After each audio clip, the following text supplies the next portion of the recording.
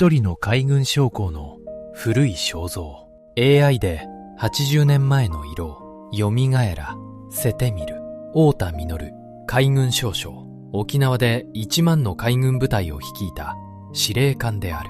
昭和20年6月6日の夜、死を覚悟した太田は東京へ最後の伝聞を打った。その内容は戦況の報告ではなかった。部下の部訓でも家族への遺言でもなかった。綴られていたのは沖縄県民のことだった。沖縄県民、角田帰り。県民に対し公正徳、別のご後輩を賜らんことを。意味はこうだ。沖縄の県民はこのように戦い抜きました。どうか後の世まで沖縄県民に特別の配慮をしてやってください。後の世とは今の私たちのことである。その願いが果たされたのかどうかは最後にもう一度考えたい。この伝聞の7日後、太田は壕の中で自決する。なぜ司令官は最後の言葉を県民に捧げたのか。80年前の沖縄で何があったのか。この動画は県民と共に戦った守備隊の記録である。白黒写真のカラー化にあたり協力いただいた東京の画像加工業者リタッチインクさんの復元方法では、従来手法のように白黒の上に色を塗るのではなく、 AI が写真そのものを補正し、当時カラーカメラで撮ったらこう映っていたかもしれない姿に近づける。これはおそらく従来の方法よりもずっと肉眼で見た光景に近い復元方法だ。興味のある方はリタッチインクレタッチ会社と Google で検索してみてほしい。胸に勲章を並べた一人の陸軍将官。この肖像にも AI で色を乗せてみる。牛島満、陸軍中将。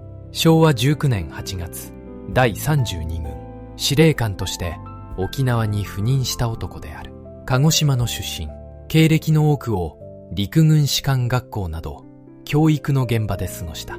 階級を問わず部下にもよろしくお願いしますと頭を下げる。そんな物腰の柔らかさで知られた異色の将軍だった。だが与えられた任務は過酷そのものだった。米軍の次の狙いは沖縄。本土決戦までの時間を稼ぐ防波堤の島である。牛島を支えたのは豪傑で知られる長勇参謀長、そして陸軍きっての頭脳と呼ばれた矢原弘道高級参謀。タイプの違う3人が絶望的な戦いの指揮を取ることになる。後に敵将バックナー中将は牛島をこう評した。物静かな極めて有能な人で全将兵が心服していたと。敵にすら一目置かれた司令官が沖縄の運命を背負った。焼け焦げた木々と崩れた石垣。ここは琉球王国の象徴首里城の跡である。写真は戦いの果て、昭和20年5月29日の姿。この丘の地下に第32軍の司令部壕があった。牛島たちは米軍を水際で迎え撃つ作戦を捨てた。圧倒的な艦砲射撃の前では海岸の陣地は守りきれない。選んだのは島全体を地下要塞に変える持久戦である。兵士たちはツルハシで岩盤を掘り、沖縄の地下に無数の壕を張り巡らせた。その中枢が首里城の地下深くに築かれた司令部壕だった。目的はただ一つ。米軍を一日でもなくこの島に国付けにすること。その時間の分だけ本土への侵攻が遅れる。沖縄は日本本土の盾となることを求められた島だった。そして昭和20年4月1日、米軍約55万の大軍がついに沖縄に押し寄せる。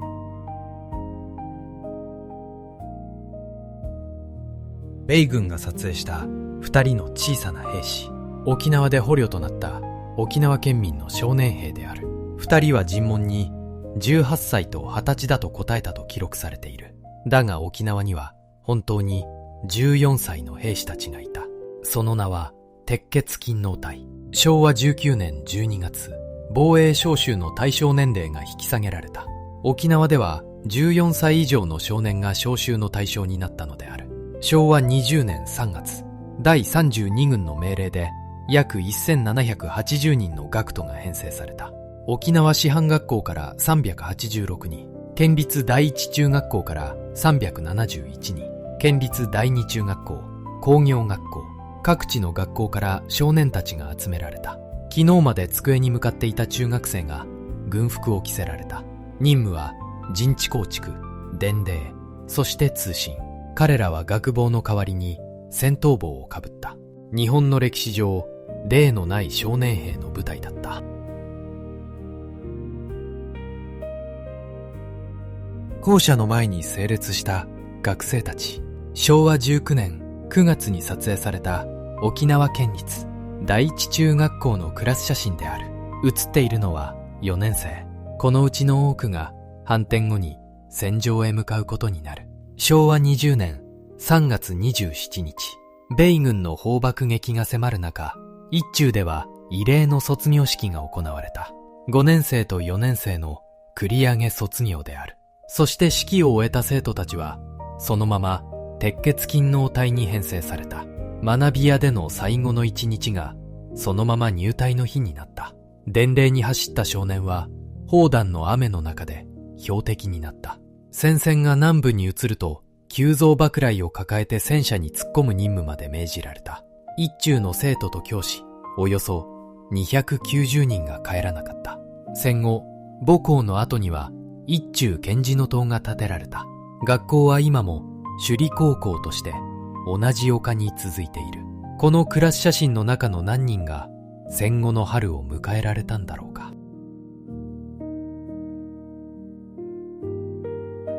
ラーメンの中をかける一人の米、海兵隊員。第二次大戦で最も有名な写真の一つ、篠谷の一枚である。昭和20年4月1日、米軍は沖縄本島に上陸した。だが海岸に日本軍の姿はなかった。米軍が内陸へ進んだ時、地獄が始まった。地下に潜んだ守備隊が、嘉数や前田高地で猛烈な反撃を加えたのだ。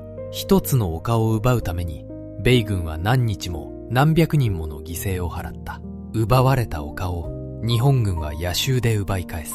その繰り返しが何週間も続いた。後に米兵は、この戦場をありったけの地獄を一つにまとめたと表現した。沖縄守備隊は圧倒的な物量の前に一歩も引かなかった。米軍の死傷者はおよそ5万人に上った。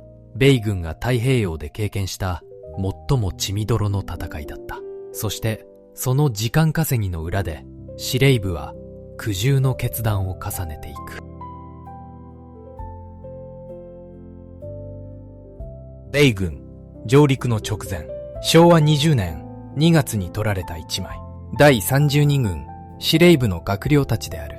この中に冒頭の伝聞を撃った男がいる。太田実、海軍少将。千葉県の農村に生まれ、海軍では陸戦の権威として知られた。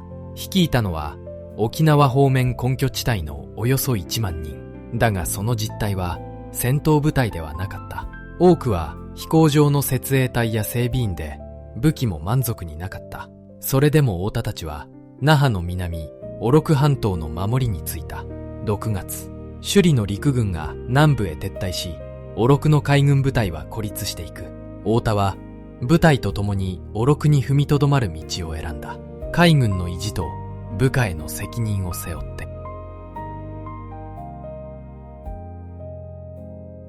収容所に身を寄せる沖縄の人々。蘇部の民間人収容所で米軍が撮影した一枚である。太田が最後の伝聞で伝えようとしたのはこの人たちのことだった。昭和20年6月6日夜8時16分、オロクの号から東京の海軍次官に宛てて長い伝聞が打たれた。太田はまずこう断っている。県民の実情は本来県知事が報告すべきものである。だが県にはもうその通信の手段すら残っていないと。だから自分が軍人でありながら県民のことを伝える。そうして伝聞は県民の姿を克明に綴っていく。青年はすべて防衛召集に取られた。残された老人と女性と子供は砲弾の中をさまよった。若い女性は自ら進んで看護や炊事に身を捧げた。家も財産も焼かれながらそれでも県民は軍に協力し続けた。そして伝聞はあの一文で結ばれる。沖縄県民角田た帰り、県民に対し公正特別のご厚配を賜らんこと。軍人が軍人の武勲ではなく、県民の献身を後世に残そうとした。日本の戦史の中でも類のない伝聞だった。丘の斜面に開いた小さな穴を調べる米兵。豊見城の丘に掘られた海軍司令部号の換気口である。地下には会議室や司令室、権鉄の扉まで備えた壕が広がっていた。数千人の将兵がこの暗闇の中に身を寄せていた。昭和20年6月11日、米軍の総攻撃が愚くに迫る。武器の乏しい海軍部隊はそれでも最後の抵抗を続けた。そして6月13日、王民則は壕の司令室で暴領とともに自決した。54歳だった。死後、海軍中将に特進している。あの伝聞からわずか7日後のことである。県民への願いを打ち終えた司令官は、静かに沖縄の土になった。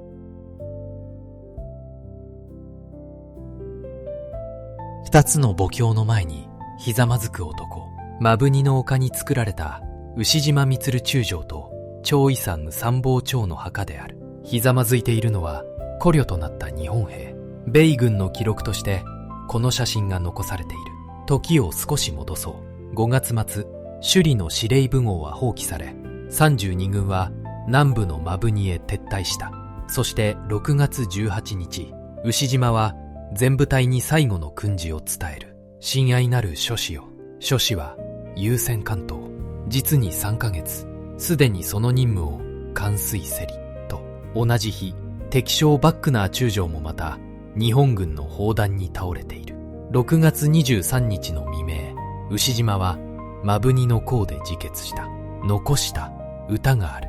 秋股で枯れゆく、遠の青草は、広国の春に蘇らなむ。意味はこうだ。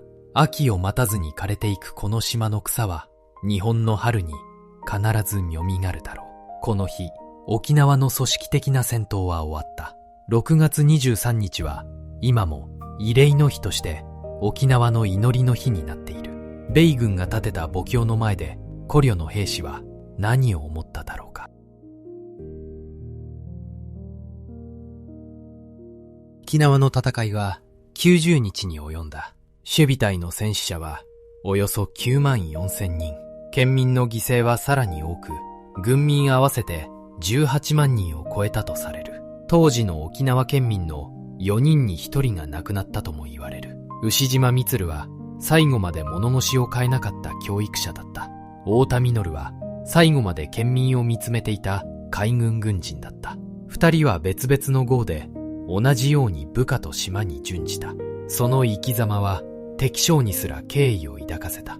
そして1780人の少年たち、鉄血勤王隊の犠牲を悼む賢治の塔が今も沖縄各地に立っている。母校の跡や戦場の近くで少年たちは静かに眠っている。太田が自決した壕は海軍壕公園として公開されている。壕の壁には最後の時の手榴弾の跡が今も残る。訪れればあの伝聞が撃たれた場所に立つことができる。首里の第32軍司令部網も保存と公開への動きが進んでいる。沖縄県が2025年に基本計画をまとめ、整備が始まろうとしている。80年を経て、沖縄の戦いの記憶は新しく開かれようとしている。では、太田の願いは果たされたのだろうか。戦後の日本は、沖縄振興特別措置法という特別な法律を作った。沖縄の特殊な事情に応えて、国の計画と予算で振興を支える仕組みである。本土復帰からの半世紀で、投入された国費は10兆円を超える。一方で、沖縄には今も31の米軍専用施設がある。その面積は人口の9割以上が暮らす沖縄本島の約 15%。日本全体の米軍専用施設の約7割がこの島に集中している。特別のご厚配は果たされているのか。その答えは人によって違うかもしれない。だが確かなことが一つだけある。知らなければ配慮のしようがないということだ。